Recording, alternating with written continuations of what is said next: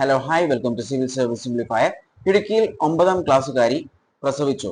കാരണക്കാരൻ 14 വയസ്സുള്ള കുടുംബക്കാരൻ എന്നാണ് പറയുന്നത്. ഇതിന്റെ സത്യാവസ്ഥ എന്താണ്? അത് നോക്കുന്നതിന് മുൻപായി ഈ ന്യൂസ് വന്നതിന്റെ കോമന്റ്സ് ഞാൻ നോക്കിയപ്പോൾ ഒരുപാട് പേര് പാരന്റ്സിനെ കുറ്റം പറയുന്നുണ്ട്. അവരുടെ രക്ഷിതാക്കൾ നോക്കായിട്ടാണ്, ശ്രദ്ധിക്കായിട്ടാണ് എന്നൊക്കെ പറയട്ടെ. പക്ഷേ നമ്മൾ മനസ്സിലാക്കേണ്ട ഒരു കാര്യമുണ്ട്. രക്ഷിതാക്കളുടെ കണ്ണിൽ ഇത് ഒരു കുട്ടിയാണ്.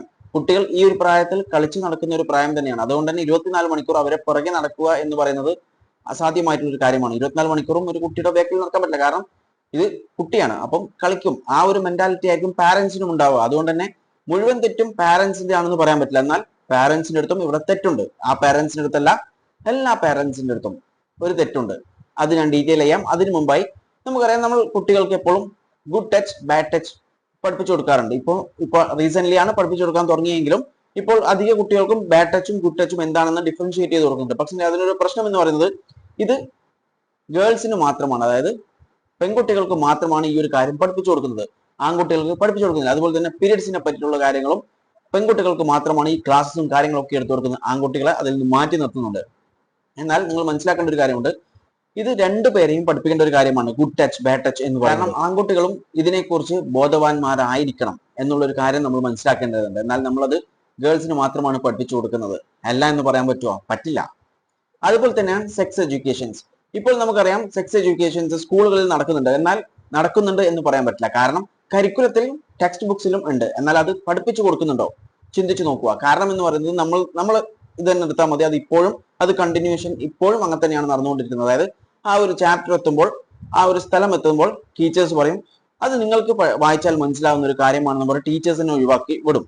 നിങ്ങൾക്ക് അങ്ങനെ മനസ്സിലാവുന്ന ഒരു കാര്യമാണെങ്കിൽ ടെക്സ്റ്റ് ബുക്സിൽ കൊടുക്കേണ്ട ആവശ്യമില്ല. അത് പറഞ്ഞു കൊടുക്കാൻ വേണ്ടിയിട്ടാണ് ഈ കാര്യം തന്നെ അതിൽ ഈ കരിക്കുലത്തിൽ കൊടുത്തിട്ടുള്ളത്. കാരണം സെക്സ് എഡ്യൂക്കേഷൻസ് വേണം, അല്ലെങ്കിൽ ഇതുപോലത്തെ ഒരുപാട് ഇൻസിഡൻസ് നടക്കുമെന്ന് അറിയുന്നത് കൊണ്ടാണ് ഈ ഒരു സെക്സ് എഡ്യൂക്കേഷൻസ് എന്നൊരു കാര്യം സ്കൂൾ കരിക്കുലത്തിലും കൂടി ആഡ് ചെയ്തിട്ടുള്ളത്. പക്ഷെങ്കിൽ ഒരുപാട് ടീച്ചേഴ്സും, ഏകദേശം 90% ടീച്ചേഴ്സും അതുപോലെ തന്നെ പാരന്റ്സും ഈ ഒരു സെക്സ് എഡ്യൂക്കേഷൻ എന്ന് പറയുന്നത് എന്തോ വലിയൊരു തെറ്റായിട്ടാണ് കണക്കാക്കപ്പെടുന്നത്. ഒരിക്കലും അത് ചെയ്യാൻ പാടില്ല. കാരണം ഈ സെക്സ് എഡ്യൂക്കേഷനും കാര്യങ്ങളൊക്കെ കിട്ടിയ ഒരു വിദ്യാർത്ഥിയാണെങ്കിൽ ആ വിദ്യാർത്ഥിക്ക് അറിയാം ഇങ്ങനെ ചെയ്തു കഴിഞ്ഞാൽ ഇങ്ങനെ സംഭവിക്കും, അതുകൊണ്ട് അത് ചെയ്യാൻ പാടില്ല എന്നൊരു മെസ്സേജ് ആ കുട്ടിക്ക് കിട്ടും. എന്നാൽ ആ കുട്ടിക്ക് അത് കിട്ടിയില്ല. എന്നാൽ അതുപോലെ തന്നെയുള്ള ഒരു കാര്യമാണ് പാരന്റ്സും സെക്സ് എഡ്യൂക്കേഷൻസ് പറഞ്ഞു കൊടുക്കണം. അതായത് എങ്ങനെയാണ് കാര്യങ്ങളൊക്കെ കറക്റ്റായിട്ട് കുട്ടികൾക്ക് ബോധ്യപ്പെടുത്തി കൊടുക്കണം. കാരണം നമുക്കറിയാം, പോൺ വീഡിയോസ്, അതായത് പോൺ സൈറ്റ്സ് ബാൻ ചെയ്തിട്ടുണ്ട്, അല്ലെങ്കിൽ റെഗുലേറ്റ് ചെയ്തിട്ടുണ്ട്. എന്നാൽ 24 മണിക്കൂറും ഇന്റർനെറ്റിൽ കളിച്ച് നടക്കുന്ന കുട്ടികൾക്ക് ഈസി ആയിട്ട് അതിലേക്ക് ആക്സസിബിൾ ചെയ്യാൻ പറ്റുമെന്നുള്ള ഒരു കാര്യം മനസ്സിലാക്കേണ്ടതുണ്ട്.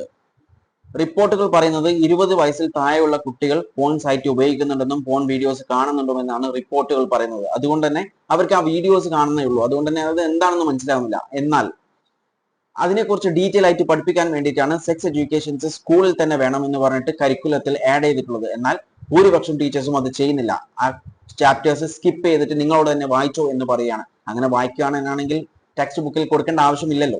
അത് പറഞ്ഞു കൊടുക്കാൻ വേണ്ടിയിട്ടാണ് ടെക്സ്റ്റ് ബുക്കിൽ കരിക്കുലത്തിൽ ആഡ് ചെയ്തിട്ടുള്ളത്. പക്ഷെ അത് ചെയ്യുന്നില്ല. ഏതാനും ചുരുക്കം ചില ടീച്ചേഴ്സ് മാത്രമാണ് ഈ ഒരു കാര്യം ചെയ്യുന്നത്. ഈ ഒരു സെക്സ് എഡ്യൂക്കേഷൻ ആ ചാപ്റ്റേഴ്സ് കറക്റ്റ് ആയിട്ട് എക്സ്പ്ലെയിൻ ചെയ്ത് കൊടുക്കുന്നത്. എന്നാൽ അതും മുഴുവനായിട്ടും എക്സ്പ്ലെയിൻ ചെയ്യുന്നില്ല. ഏകദേശം ഒരു 70% അങ്ങനെ ഒരു ഇതിലെ മാത്രമാണ് എക്സ്പ്ലെയിൻ ചെയ്യുന്നത്. എന്നാൽ പുറം രാജ്യങ്ങളിൽ, വെസ്റ്റേൺ കൺട്രീസിൽ, കൂടുതലായിട്ടും വെസ്റ്റേൺ കൺട്രീസിൽ നോക്കിയാൽ മനസ്സിലാവും അവർ സെക്സ് എഡ്യൂക്കേഷൻസ് പ്രോപ്പർ ആയിട്ട് കൊടുക്കുന്നുണ്ട്. അതുപോലെ തന്നെ പാരന്റ്സും ഈ കാര്യത്തെക്കുറിച്ച് നന്നായിട്ടുള്ള ഒരു ബോധവൽക്കരണം കുട്ടികൾക്ക് കൊടുക്കുന്നുണ്ട്. ഇപ്പോൾ ഈ കുട്ടിക്ക് തന്നെ സെക്സ് എഡ്യൂക്കേഷൻസ് കറക്റ്റ് ആയിട്ട് കിട്ടിയിട്ടുണ്ടെങ്കിൽ ആ കുട്ടിക്കറിയാം ഇങ്ങനെ ചെയ്ത് കഴിഞ്ഞാൽ പ്രഗ്നന്റ് ആവും എന്നുള്ളൊരു കാര്യം. അതുകൊണ്ട് തന്നെ ആ കുട്ടി അത് ചെയ്യാൻ സമ്മതിക്കില്ലായിരുന്നു. കാരണം ഇതിന്റെ കോൺസിക്വൻസസ് കുട്ടിക്ക് മനസ്സിലാവും.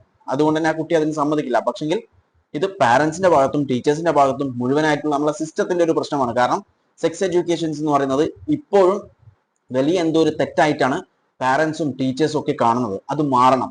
സെക്സ് എഡ്യൂക്കേഷൻസ് കുട്ടികൾക്ക് കൊടുക്കേണ്ട സമയത്ത് തന്നെ കൊടുക്കണം. അതുകൊണ്ടാണ് ആ ഒരു സമയത്ത്, അതായത് 6ാം ക്ലാസ് 7ാം ക്ലാസ്സിലൊക്കെ ടെക്സ്റ്റ് ബുക്കിൽ ഓരോ ചാപ്റ്റേഴ്സ് ആയിട്ട് സെക്സ് എഡ്യൂക്കേഷന്റെ ചാപ്റ്റേഴ്സ് കൊടുക്കുന്നുണ്ട്. എന്നാൽ അത് സ്കിപ്പ് ചെയ്തിട്ട് വിടുകയാണ്. ദയവ് ചെയ്ത് ടീച്ചേഴ്സ് ഒരു കാരണവശാലും ആ ഒരു കാര്യം ചെയ്യരുത്. ഇതിനെക്കുറിച്ച് നന്നായി ചിന്തിക്കുക. കാരണം ഇതുപോലത്തെ ഇൻസിഡൻസ് ഇനിയും കൂടുതലായിട്ട് വരാൻ സാധ്യതയുണ്ട്. കാരണം നമ്മൾ ഇത് ഒറ്റപ്പെട്ട സംഭവമല്ല. ഇതിനു മുമ്പും ഒരാഴ്ച മുമ്പൊക്കെ ഇതേപോലത്തെ സിമിലർ ആയിട്ടുള്ള കേസസ് അല്ലെങ്കിൽ ന്യൂസസ് നമ്മൾ കേട്ടിട്ടുണ്ട്. അതുകൊണ്ട് തന്നെ ഇത് വന്നുകൊണ്ടേയിരിക്കും. സെക്സ് എഡ്യൂക്കേഷൻസ് പ്രോപ്പർ ആയിട്ട് കൊടുത്തിട്ടില്ലെങ്കിൽ ഇനിയും ഇതുപോലത്തെ ഇൻസിഡൻസ് സംഭവിക്കും. അതുകൊണ്ട് തന്നെ ഈ ഒരു കാര്യം ടീച്ചേഴ്സ് ശ്രദ്ധിക്കുക. അതുപോലെ തന്നെ പാരന്റ്സ് കുട്ടികൾക്ക് ഒരു ബോധവൽക്കരണം, ഇതിനെക്കുറിച്ച് ബോധവൽക്കരണം ചെയ്യാൻ ശ്രമിക്കുക. സെക്സ് എഡ്യൂക്കേഷൻസ് എന്ന് പറയുന്നത് കുട്ടികൾക്ക് ഒരു പുതിയൊരു അറിവ് കൊടുക്കുന്നതാണ്, അല്ലാതെ അതൊരു തെറ്റായ ഒരു കാര്യമല്ല.